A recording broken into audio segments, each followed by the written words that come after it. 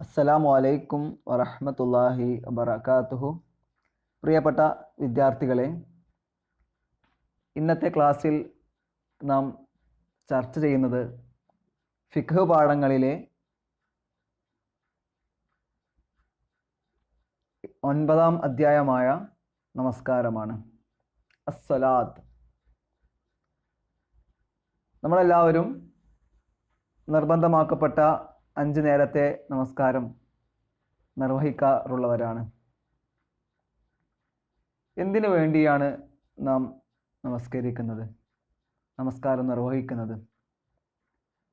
നമുക്കറിയാം, അള്ളാഹുവിൻ്റെ അടുക്കൽ സ്വീകാര്യമായ ദീൻ ഇസ്ലാം മാത്രമാണ്. ഭൂമിയിൽ മനുഷ്യൻ്റെ ആരംഭം മുതൽ അവർക്ക് വേണ്ടി അള്ളാഹു അംഗീകരിച്ച മതവും ഇസ്ലാം തന്നെയാണ്.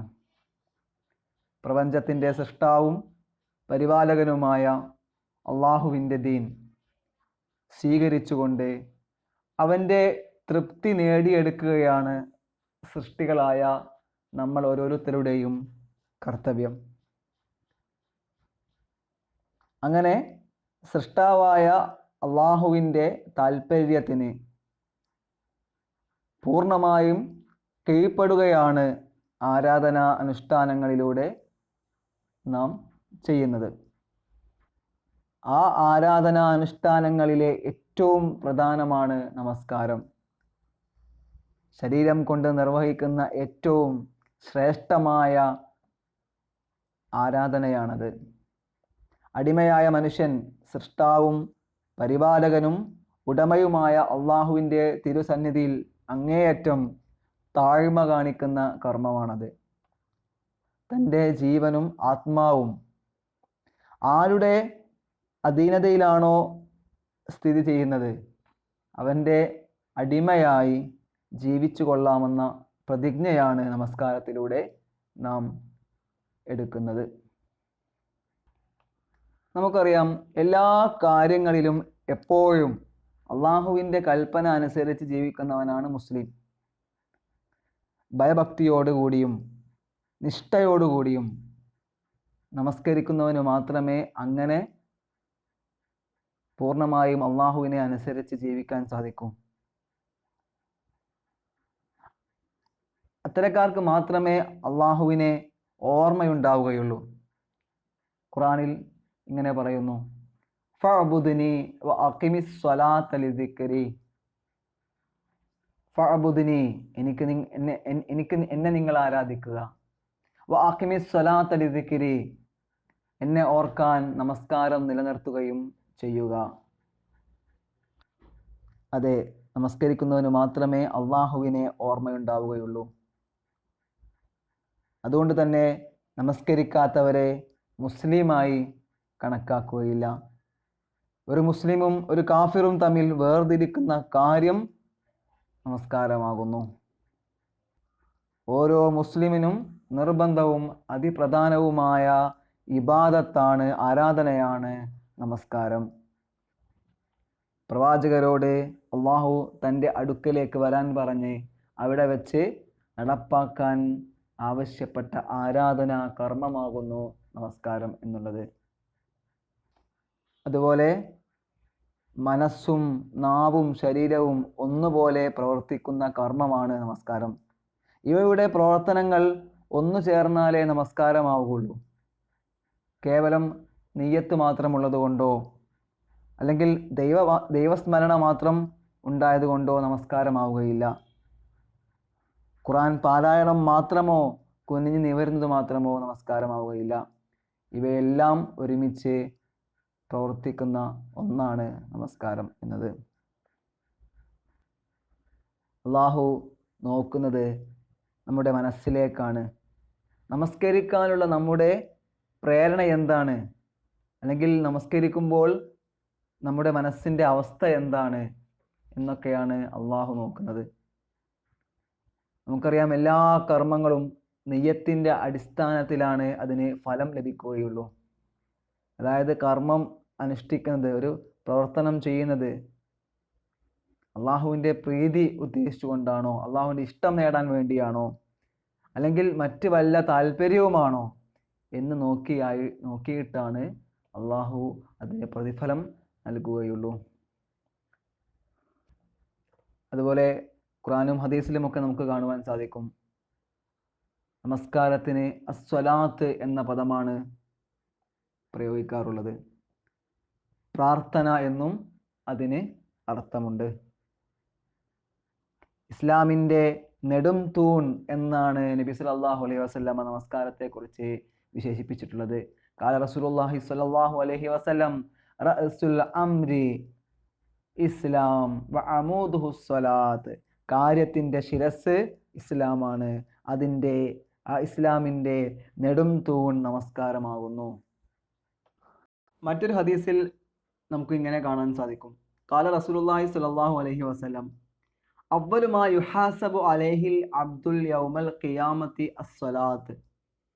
മനുഷ്യൻ അന്ത്യനാളിൽ വിചാരണയ്ക്ക് വിധേയനാവുന്ന ആദ്യ കാര്യം നമസ്കാരമായിരിക്കും. നമുക്കറിയാം, ഖിയാമത്ത് നാളിൽ നമ്മുടെ എല്ലാ പ്രവൃത്തികളെക്കുറിച്ചും അള്ളാഹു വിചാരണ ചെയ്യും.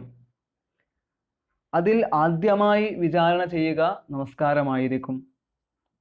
അതുകൊണ്ട് തന്നെ നമസ്കാരത്തിൽ യാതൊരുവിധ വീഴ്ചയും വരുത്തിയിട്ടില്ലാത്തവർ അവർ അന്ത്യനാളിൽ രക്ഷപ്പെടും.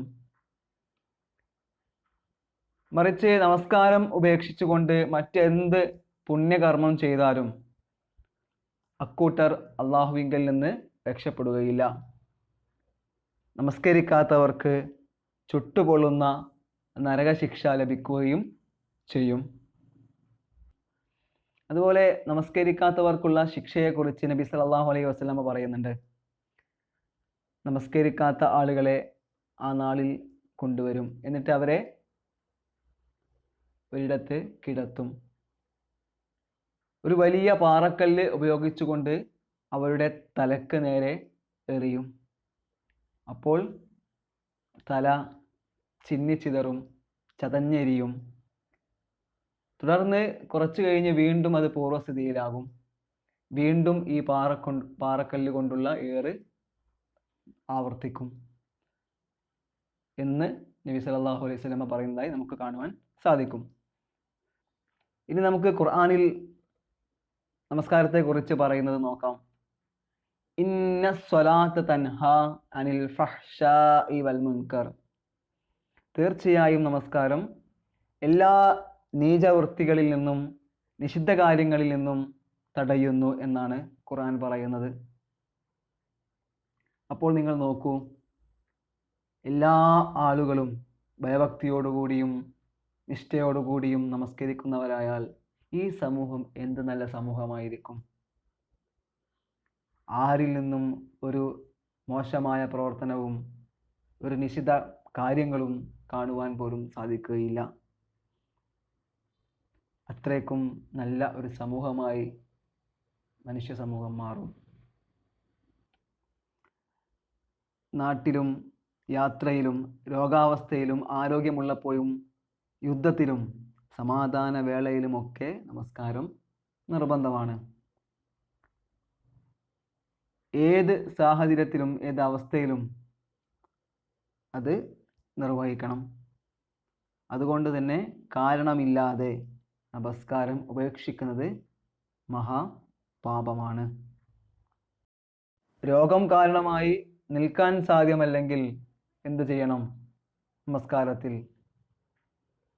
ഇരുന്നു കൊണ്ട് നമസ്കരിക്കാം. ഇരിക്കാനും സാധ്യമല്ലെങ്കിലോ കിടന്ന് ആംഗ്യം കാണിച്ചുകൊണ്ടെങ്കിലും നമസ്കരിക്കണമെന്നാണ് ദീനുൽ ഇസ്ലാം പറയുന്നത്. ഇത് നമസ്കാരത്തിൻ്റെ ആ പ്രാധാന്യത്തെയാണ് കുറിക്കുന്നത്. അതുപോലെ ഉറക്കം, മറവി, ജംഅ് ചെയ്ത് നമസ്കരിക്കാൻ നിയ്യത്ത് വെക്കുമ്പോൾ തുടങ്ങിയ കാരണങ്ങൾ ഉണ്ടെങ്കിലല്ലാതെ നമസ്കാര സമയം കഴിഞ്ഞ് അത് നിർവഹിക്കാൻ അനുവാദമില്ല. അടുത്തത്, നമസ്കാരം നിർബന്ധമായവർ. പ്രായപൂർത്തി വന്ന ബുദ്ധിയുള്ള ഏതൊരു മുസ്ലിമിനും നമസ്കാരം നിർബന്ധമാണ്.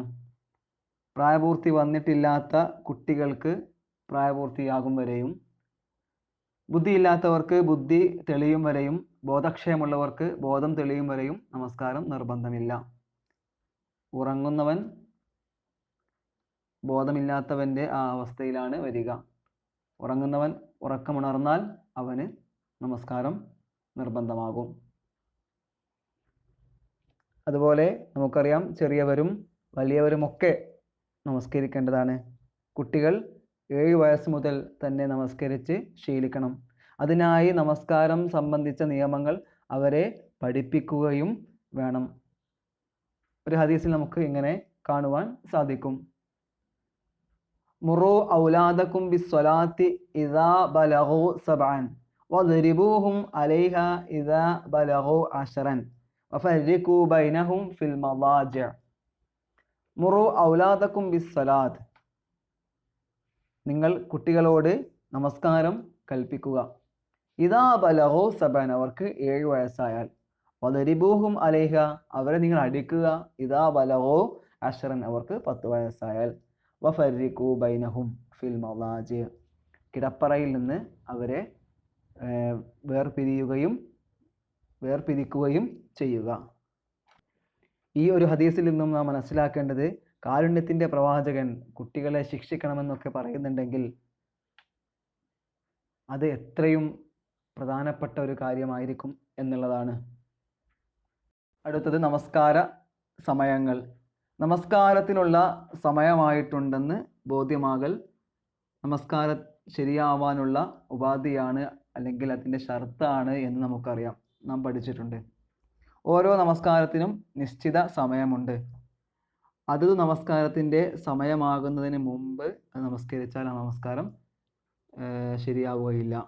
മാത്രമല്ല, ഓരോ നമസ്കാരത്തിൻ്റെയും ആ സമയത്ത് അത് നിർവഹിക്കുന്നതാണ് അള്ളാഹുവിന് ഏറ്റവും ഇഷ്ടമുള്ള കാര്യം. ഇവിടെ നമുക്ക് നിർബന്ധമായ 5 നമസ്കാരങ്ങളുടെ സമയത്തെ പരിശോധിക്കാം. 1. സുബഹ്. ഇതിന് ഫജ്ർ എന്നും പേരുണ്ട്.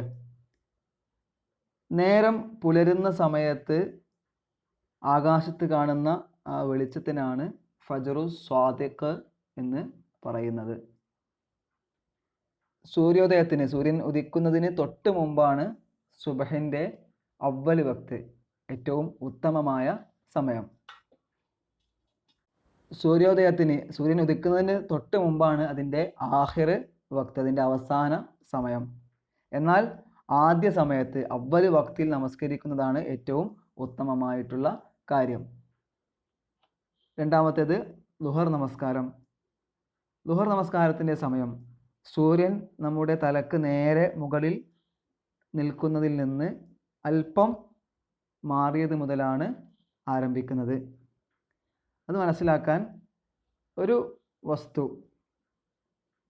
കുത്തനെ വെച്ചാൽ ഉണ്ടാവുന്ന നിഴൽ അതിൻ്റെ അതേ വലുപ്പത്തിൽ ആവുമ്പോൾ, ആ നിഴൽ അതിൻ്റെ അതേ വലുപ്പത്തിലാവുമ്പോൾ ആ സമയം ളുഹറിൻ്റെ സമയമാണെന്ന് നമുക്ക് മനസ്സിലാക്കാം.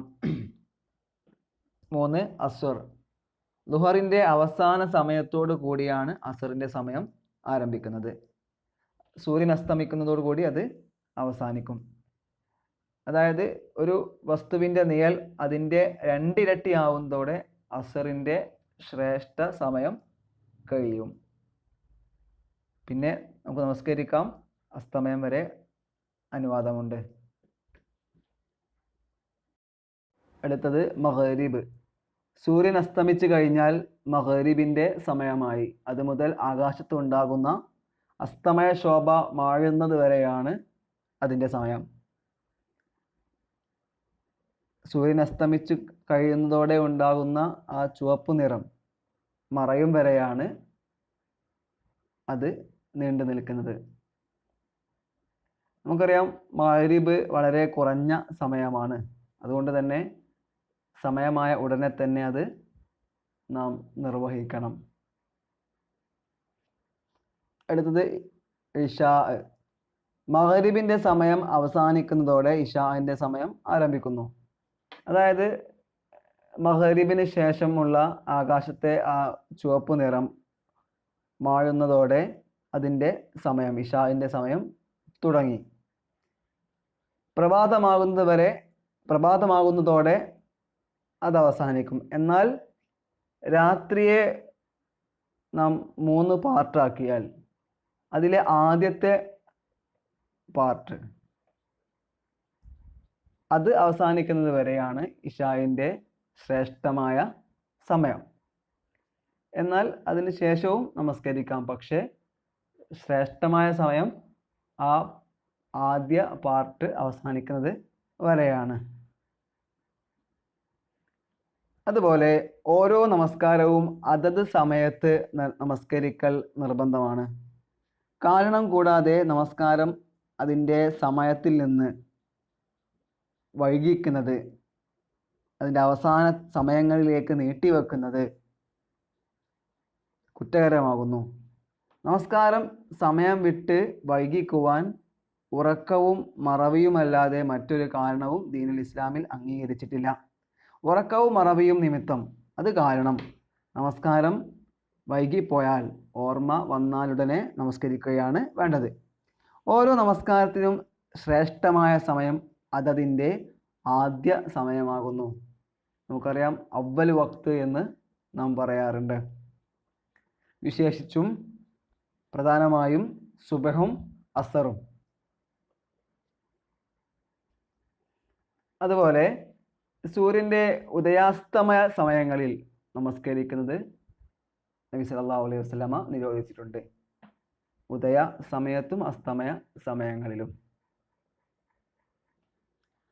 നമസ്കാരത്തിൻ്റെ സമയമായത് അറിയാത്ത ആളോട് വിശ്വസ്തനായ ഒരാൾ പൂർണ്ണ ബോധ്യത്തിൻ്റെ അടിസ്ഥാനത്തിൽ സമയമായെന്ന് പറഞ്ഞാൽ അത് സ്വീകരിക്കൽ മറ്റേയാൾക്ക് നിർബന്ധമായ കാര്യമാണ്.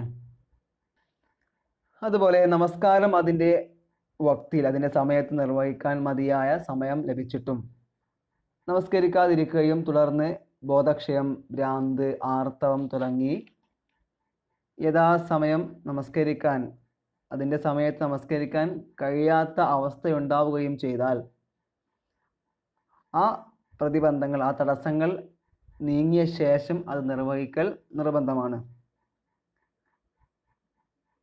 കാരണം കൂടാതെ ഒരു നിർബന്ധ നമസ്കാരം നിർവഹിക്കാതെ സമയം കഴിഞ്ഞു പോയാൽ എത്രയും പെട്ടെന്ന് അത് നിർവഹിക്കൽ നിർബന്ധമാണ്. ഇനി കാരണമുള്ളതോടൊപ്പമാണ് അങ്ങനെ സംഭവിച്ചതെങ്കിൽ അപ്പോഴും വളരെ വേഗം അത് നിർവഹിക്കുക തന്നെയാണ് ഉത്തമം.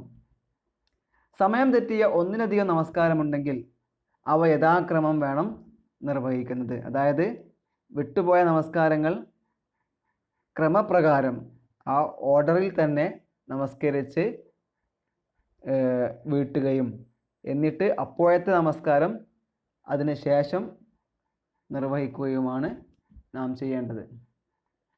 ഒന്നുകൂടി പറഞ്ഞാൽ, ആ വക്തിലുള്ള നമസ്കാരത്തിന് മുമ്പ് വിട്ടുപോയ നമസ്കാരങ്ങൾ നിർവഹിക്കുകയാണ് ഉത്തമം. എന്നാൽ നഷ്ടപ്പെട്ട നമസ്കാരം നിർവഹിച്ചു കഴിയുമ്പോഴേക്കും അപ്പോഴത്തെ നമസ്കാരത്തിൻ്റെ സമയം നഷ്ടപ്പെടുമെന്ന് കണ്ടാൽ അത്തരം സന്ദർഭങ്ങളിൽ ആ വക്തിലെ, ആ സമയത്തെ നമസ്കാരത്തിനാണ് നാം പ്രാധാന്യം കൊടുക്കേണ്ടത്.